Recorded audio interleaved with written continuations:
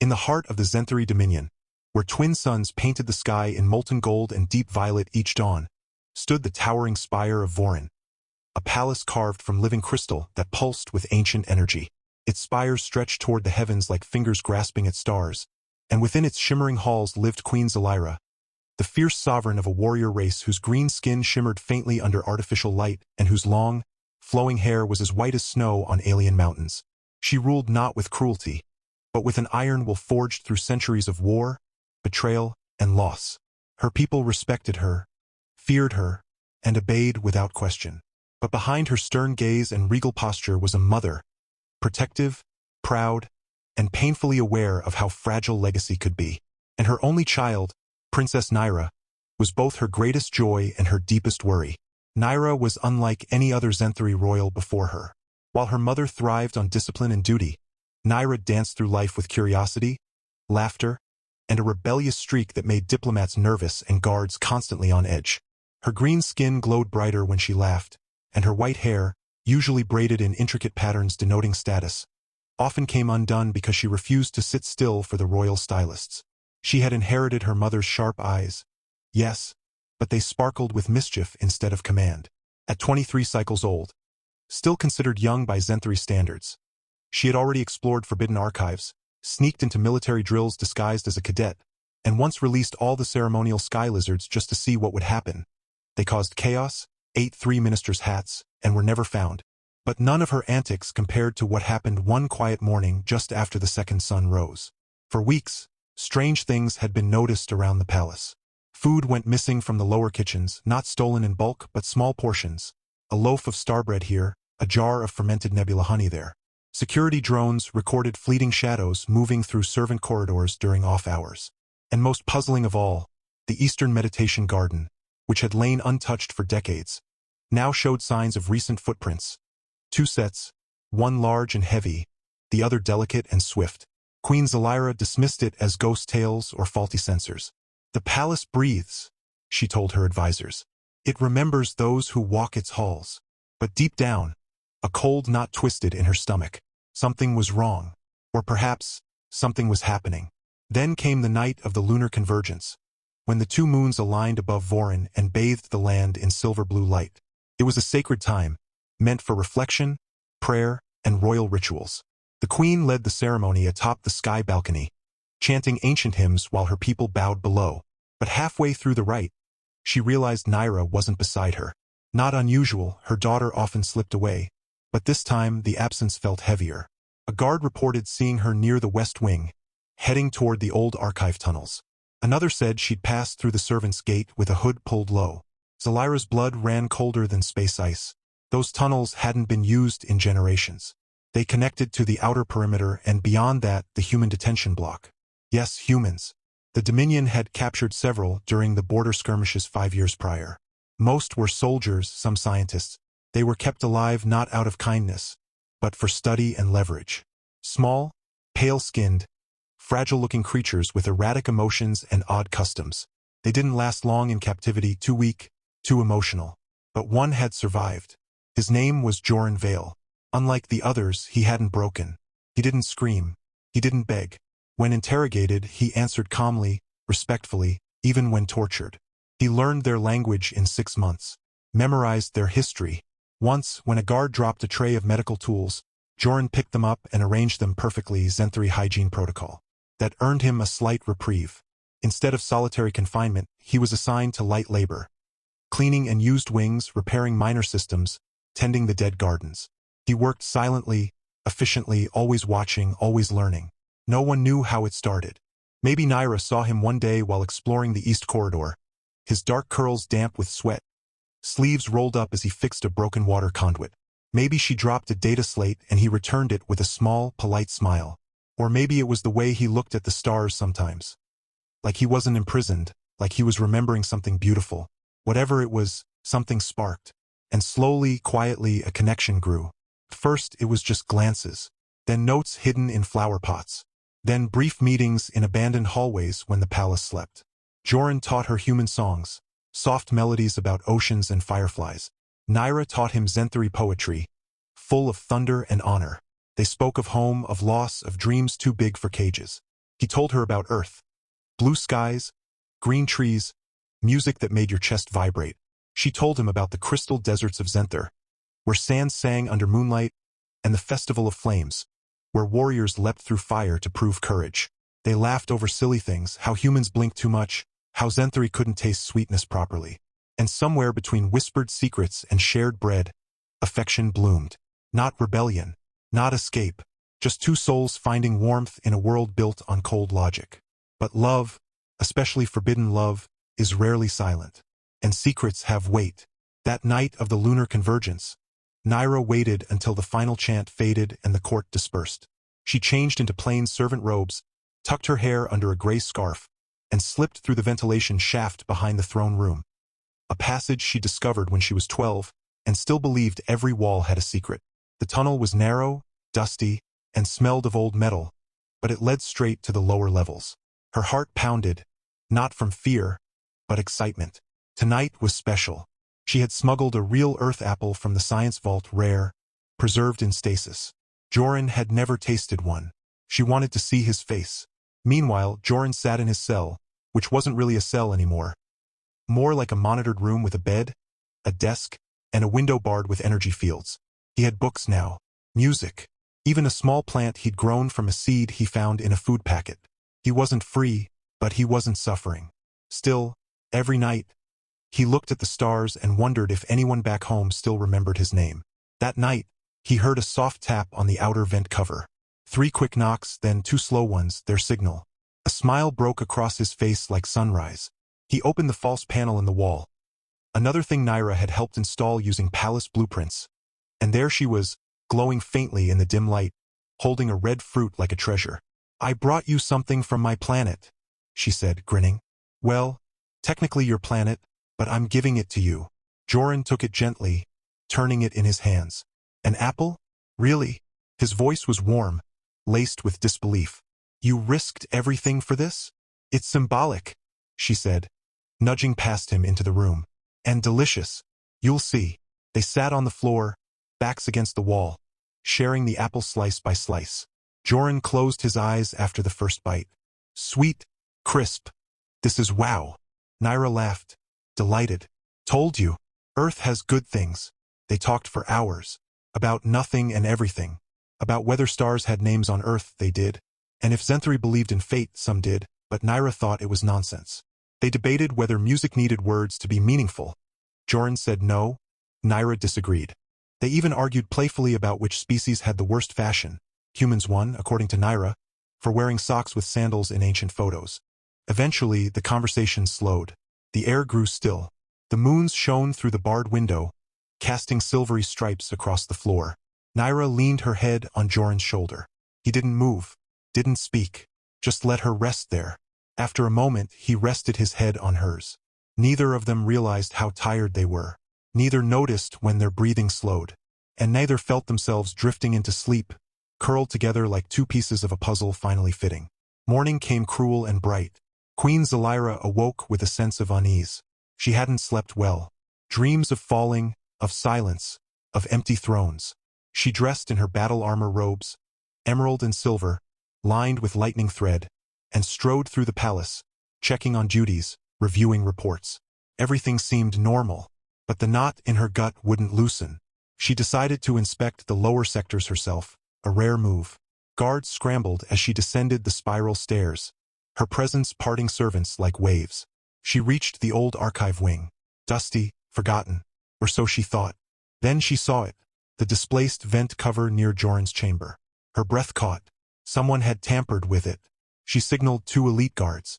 "Open it." Quietly, they pried the panel loose and entered the adjacent service corridor. The path led to a disused storage alcove, once used for emergency supplies, now filled with broken furniture and obsolete tech. And there, in the far corner, half hidden behind a shattered console table, there they were. Naira, her white hair spilled across Joran's chest, one hand tucked under her cheek like a child. Joran's arm was wrapped loosely around her, his face peaceful in sleep, the half-eaten apple still on the floor beside them. A single red peel curled like a question mark in the dust. Zalaira froze. Time stopped. Her vision tunneled. Her pulse roared in her ears. Her daughter, the heir to the Zenthari dominion, future commander of fleets, bearer of the blood flame crown, was lying in the arms of a human prisoner. Not just any human. One of the enemy. One of the weak. One who should have been erased from memory, not cradled like a lover. Rage erupted inside her like a supernova. She stepped forward, boots echoing like thunderclaps on the metal floor. Naira stirred first. Her eyes fluttered open, then widened, then filled with pure terror. Mother? She gasped, scrambling to sit up. Joran woke instantly, alert as a hunted animal. He saw the queen, saw the fury in her crimson eyes, and understood everything in a heartbeat. He moved to stand, but Zalaira raised a single hand. Energy crackled around her fingers. Don't, she said, voice low and deadly. Move, and I vaporize you where you sit. Naira shot to her feet, placing herself between them. Mother, wait, please. It's not what you think. Not what I think, Zalaira hissed. You are in a hidden corner of the prison wing, asleep beside a captive from a conquered species. With food, with fruit. Did you bring him breakfast, Naira? Were you planning to serve him tea next? It's not like that, Naira cried. He's not a prisoner in my eyes. He is nothing, the queen thundered. The walls trembled. Lights flickered. He is a relic of a failed race, a specimen. And you, my blood, my legacy, are cuddling him like some common tavern girl. Joran stood slowly, hands open at his sides. Your Majesty, he said, calm despite the storm. I take full responsibility. This was my doing. I misled the princess. Silence, Zalaira snapped. You don't get to speak. You don't get to breathe in my presence unless I allow it. She turned to Naira, eyes blazing. How long? How long has this been going on? Naira swallowed. 2 seasons. 2 seasons. The queen's voice dropped to a whisper, more dangerous than any shout. While I mourned the disappearance of my daughter during ceremonies, while I questioned guards, while I feared assassins or kidnappers, and all this time, you were here, sneaking around like a thief? With him. I wasn't stealing anything, Naira shot back. I was finding something real. You lock me in gilded rooms, make me recite laws I don't believe in, force me to act like a statue while you wage wars I don't understand. But with Joran, I can talk, I can laugh, I can be me. That is not your privilege, Zalaira roared. You are royalty. You do not get to be you. You are a symbol, a weapon, a future ruler, and you throw it away for affection? Yes, Naira shouted. Yes, I do, because what good is power if I'm alone? If I'm cold? If I grow up to be just like you? Scared of feeling anything? The words landed like a dagger. Zalaira flinched. For a fraction of a second, the mask cracked. Pain flashed in her eyes. Then it was gone, buried under layers of rage and pride. Guards, she barked. Seize the human. Lock him in the null chamber. Full sensory deprivation. No light, no sound, no contact. Let him rot in silence until I decide his fate. No! Naira screamed, lunging forward. 2 guards grabbed her arms. You can't. He hasn't done anything wrong. He has corrupted the royal bloodline, Zalaira said coldly. That is treason, and treason has one punishment. You don't even know him, Naira sobbed. You haven't tried. He speaks our language better than half the court. He respects our customs. He fixed the irrigation system in the Eastern Dome for free. He doesn't want to escape. He wants to understand. And that makes it worse, Zalaira said softly. A prisoner who learns too much is more dangerous than one who fights. Joran didn't resist as the guards dragged him away. He looked at Naira once, just once, and gave the smallest nod as if to say, it's okay. I'll be okay. Then he was gone, vanishing into the depths of the palace, toward the dreaded null chamber, where prisoners were left to unravel in perfect isolation. Naira collapsed to her knees, weeping. Zalaira stood over her, unmoved. You will return to your chambers. You will remain there until further notice. No visitors, no privileges. You will reflect on what you've done, on what you've risked, on what you've lost. But mother, enough. The word cut like glass. You are no longer my daughter today. You are a traitor to your people, and traitors earn no mercy. With that, she turned and walked away, her footsteps echoing like judgment through the silent halls. Days passed like shadows. Naira remained confined, Her room stripped of luxuries. No music, no books, no windows that opened. Servants delivered meals in silence. She stopped eating, slept little, wrote letters she never sent. One read, "I didn't mean to hurt you. I just wanted to be seen." Another, "If love is treason, then I am guilty and proud." Meanwhile, whispers spread through the palace. The princess and the human, the green-skinned heir and the pale outsider. Some called it scandalous, others romantic. A few guards admitted they'd seen them before, laughing in a hallway, sharing a meal in the garden. "They looked happy," one whispered, "happier than anyone in this place." In the science wing, Dr. Mela, the chief xenobiologist, reviewed Joran's records. His resilience was unprecedented. Human biology shouldn't have lasted this long under Xenthari atmospheric conditions. Yet he thrived. His mind was sharp, his empathy levels off the charts. She requested access to the null chamber. Denied. She filed a formal inquiry. Ignored. Then, on the 5th day, something unexpected happened. A distress signal came from the outer rim. A Xenthari scout ship had been attacked by pirates, possibly rebels. They were stranded, low on power, under siege. But the message was garbled. Coordinates unclear. The encryption was damaged. Only someone with deep knowledge of human coding patterns could decode it fully. And among all the Dominion scholars and machines, only one person had studied Earth cryptography in depth. Joran Vale. The council debated. Some argued he should remain imprisoned. Others pointed out that saving 100 lives outweighed pride. Zalaira listened in silence. Finally, she stood. "Bring him to the war room. Shackled. Monitored. One wrong move and he dies." When Joran was brought in, barely standing after days in darkness, he looked broken, thin, hollow-eyed. But when shown the transmission, his mind ignited like a star.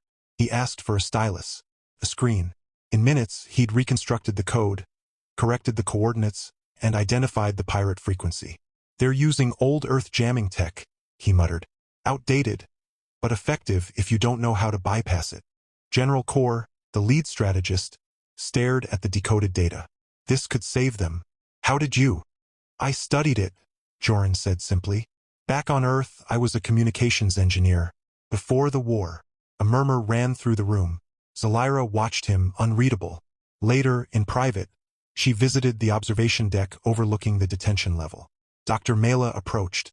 "Your Majesty, I must speak." Joran's neural scans show extreme stress, but also remarkable control. He isn't resisting because he's weak. He's enduring. And Naira, she's deteriorating. She hasn't eaten in 2 days. She keeps asking about him. The Queen didn't answer at first. Then, quietly, "When I was young, before the throne, I loved a warrior from the southern clans. He was brave, kind, but our union would have split the Dominion. My mother ordered him exiled. I never saw him again." She paused. "I became stronger, colder. I told myself it was necessary. But sometimes, at night, I wonder if strength is just another word for loneliness." Dr. Mela said nothing, just nodded. The next morning, Naira's door opened. Not with guards, not with punishment, but with her mother.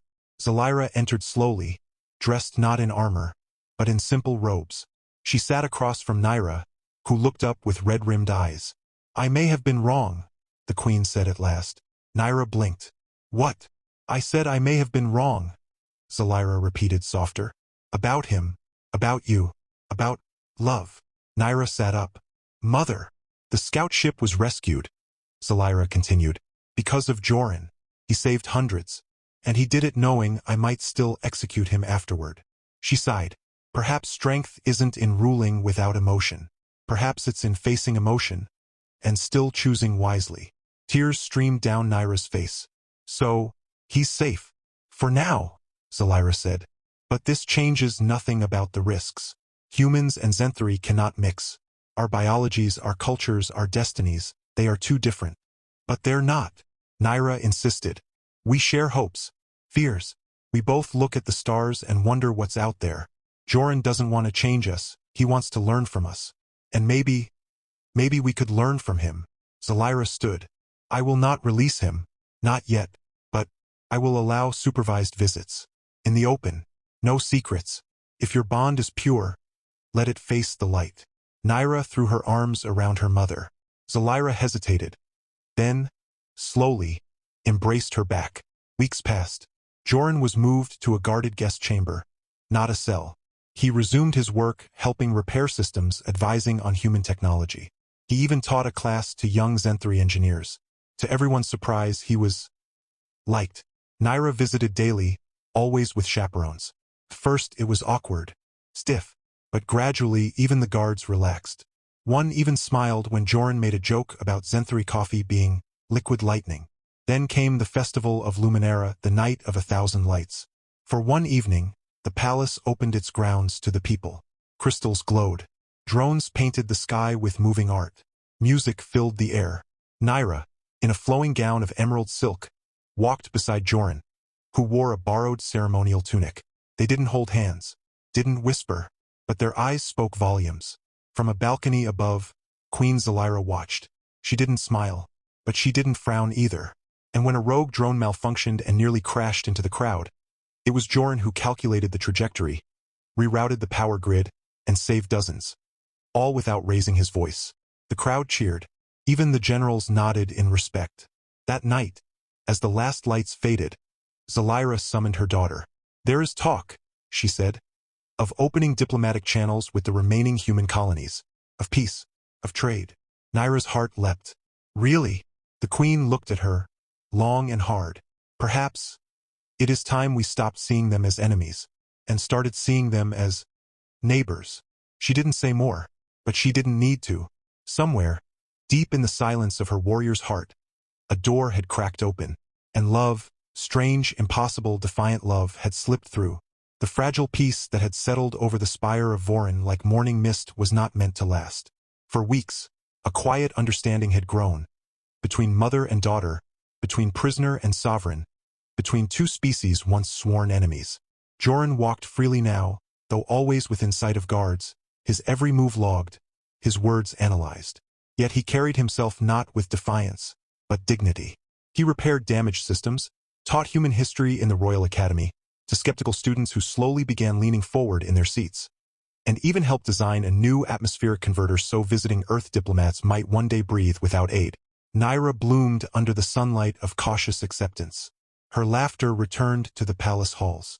She wore her white hair loose more often, danced during private moments in the garden, and sang soft earth ballads when she thought no one was listening. Queen Zalaira observed it all from behind crystal windows and silent corridors, saying little, but allowing more each day. More freedom, more trust, more hope. Then came the day the stars lied. It started with a message, not from deep space, not from enemy fleets, but from Earth itself. A sleek, silver vessel, bearing the insignia of the Terran Concord, emerged from warp near Zen-3 border space. No weapons fired, no demands issued, just a single transmission, calm and clear. "We come in peace. We seek only to reclaim what was lost." Attached was a list.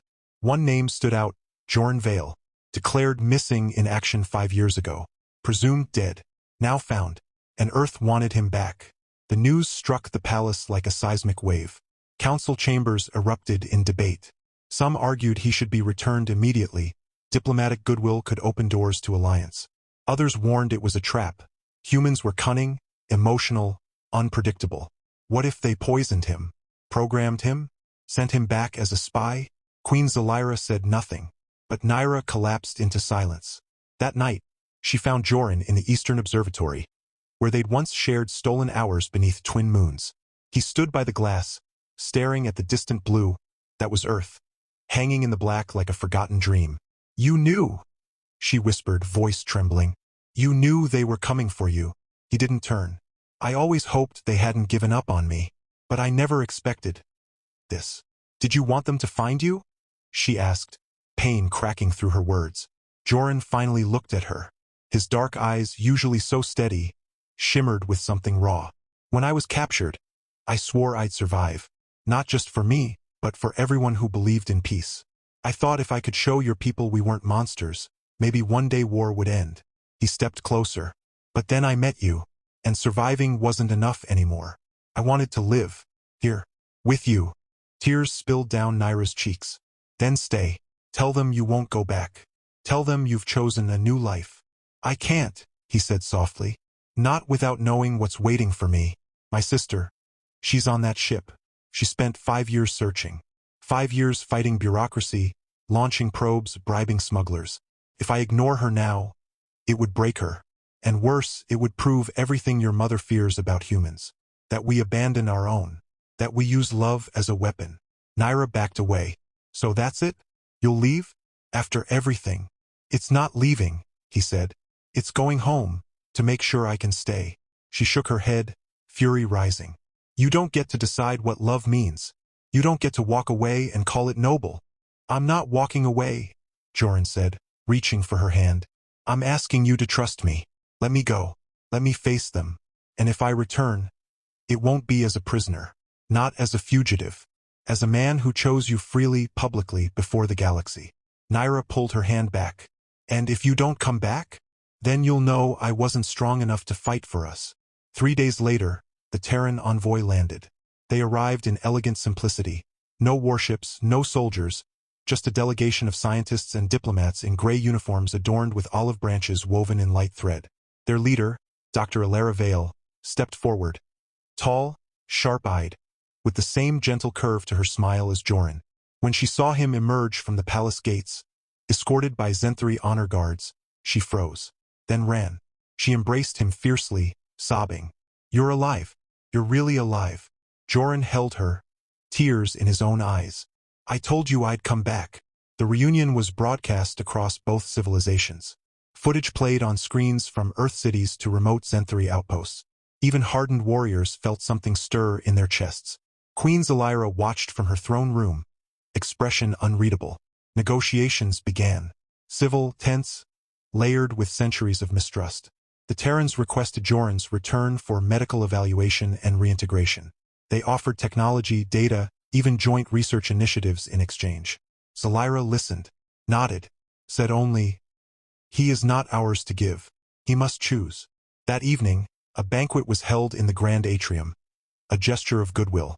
Humans and Zenthari sat together, hesitant at first, then gradually speaking, sharing food, marveling at each other's customs. One diplomat tried Zenthari spice cake and turned 3 shades of green before laughing and asking for more. A young engineer showed a human child how to levitate crystals with sound waves. For the first time in living memory, peace didn't feel like a fantasy. Naira sat beside Joran, silent, regal, heart-breaking with every polite word he exchanged with his people. Then, halfway through the meal, the twist came. Dr. Alara stood, cleared her throat, and activated a holographic display.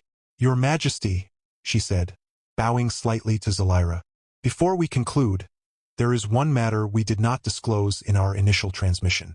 It concerns Joran's status and his true mission. A hush fell. Joran stiffened.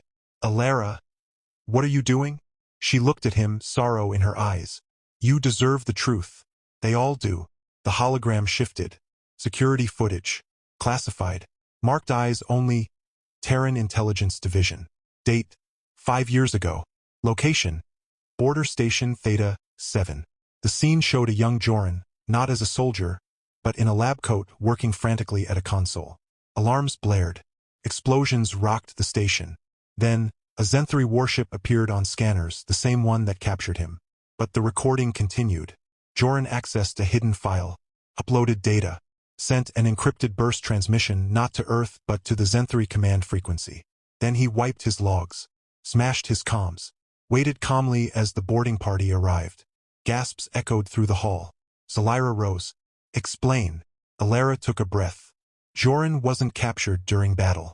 He surrendered, voluntarily, because 6 months before, he had discovered something terrifying.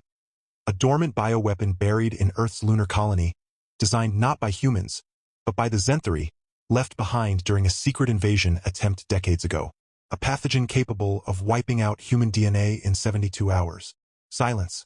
Naira stared at Joran. You knew. He wouldn't look at her. I found it by accident.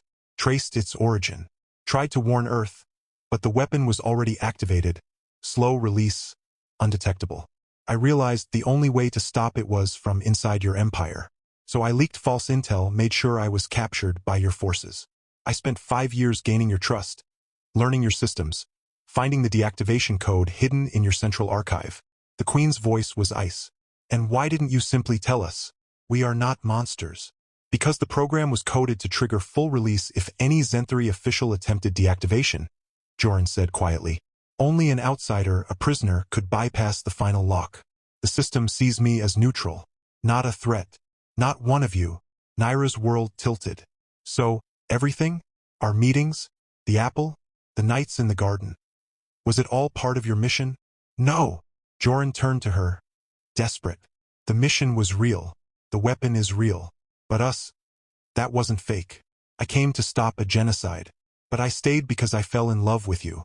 With your courage. Your fire. Your laugh. I didn't plan for this. I didn't want this. But it happened. And now, I don't know which duty is greater, to save lives, or to keep the one I love. Tears streamed down Naira's face. You used me. I found you, he said. In the darkest place I've ever been, you were the light. And now I have to ask, can you forgive me for lying? Can you believe that even if my beginning was deception, my heart is true? The room waited. Queen Zelira stepped forward. All eyes turned to her. For a long moment, she said nothing. Then, slowly, she walked to the central console and entered a command.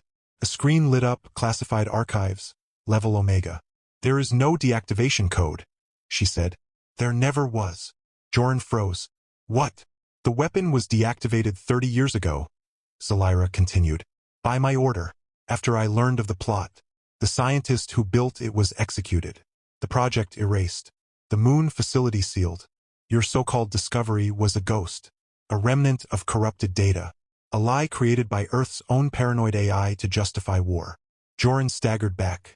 No, that can't be. The readings were fabricated, she said. Your government manipulated you, Joran Vale.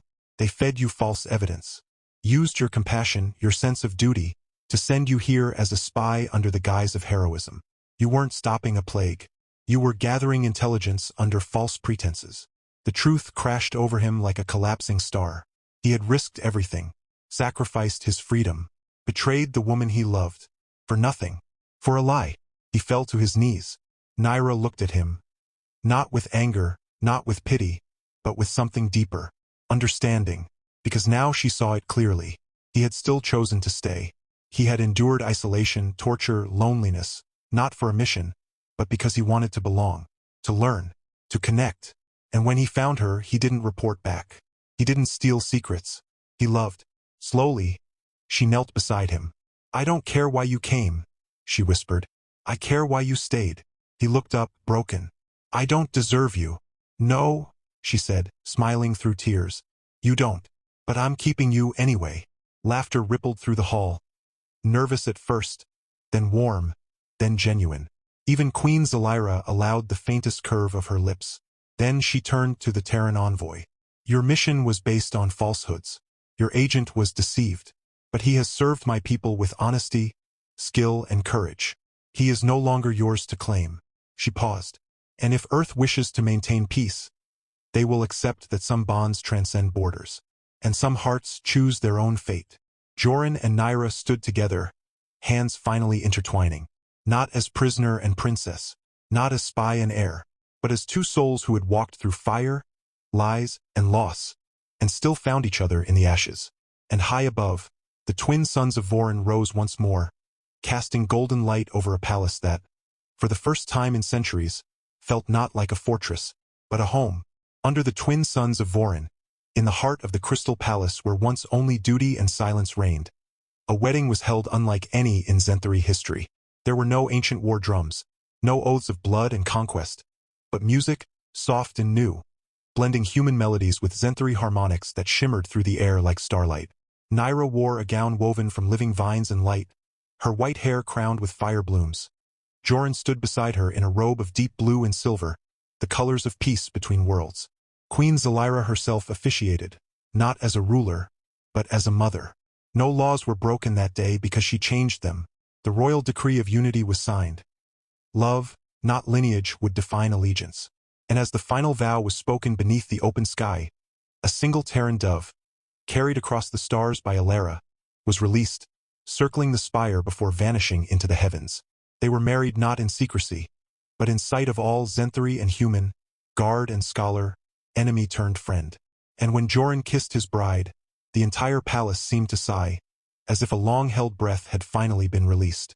Peace had not come in the form of treaties or weapons, but in the quiet courage of two hearts that dared to choose each other, against fate, against fear, against everything.